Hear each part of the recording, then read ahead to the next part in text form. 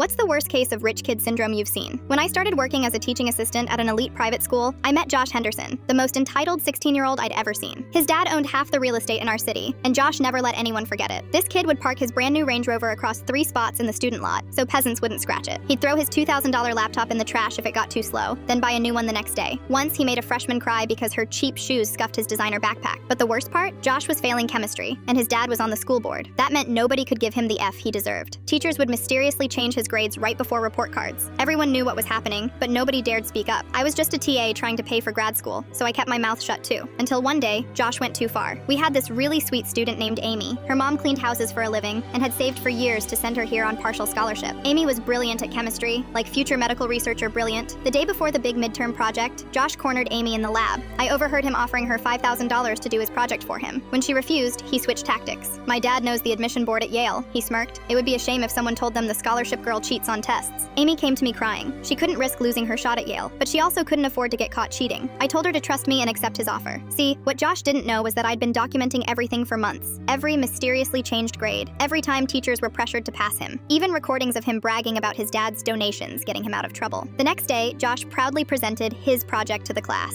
The teacher, Dr. Wright, knew it was really Amy's work but started to give him an A anyway. That's when I raised my hand. Actually, I think there's been a mistake, I said, pulling out my phone. I have some interesting recordings everyone should hear. Josh's smug smile vanished. You can't prove anything, he snapped, and my dad will have you fired. I smiled back. Your dad isn't the only one with connections. I turned to Dr. Wright. I've already sent copies to the State Board of Education, the Accreditation Committee, and 3 local news stations. Want to hear them? The color drained from Josh's face. Dr. Wright looked like she might faint. By lunch, the principal had called an emergency board meeting. But here's where it gets good. Josh's dad showed up ready to destroy me. Instead, he found his son's entire history of bribes, threats, and cheating laid out in a thick folder, plus evidence of the school covering it up, which could cost them their accreditation. Fire the TA, he demanded, or I'll pull my funding. The board chairman actually laughed. Pull it. These records show years of academic fraud. If this gets out, every grade, every diploma we've issued becomes questionable. Your money can't fix that. Josh's dad deflated like a popped balloon. 2 hours later, they reached a deal. Josh would transfer to public school, and in exchange, the evidence would stay private. The next morning, Josh's precious Range Rover was gone from the parking lot. Amy got full credit for her project, plus a glowing recommendation letter for Yale. But the best part? A week later, I saw Josh riding the public bus to his new school. Someone had drawn a penis on his designer backpack with permanent marker.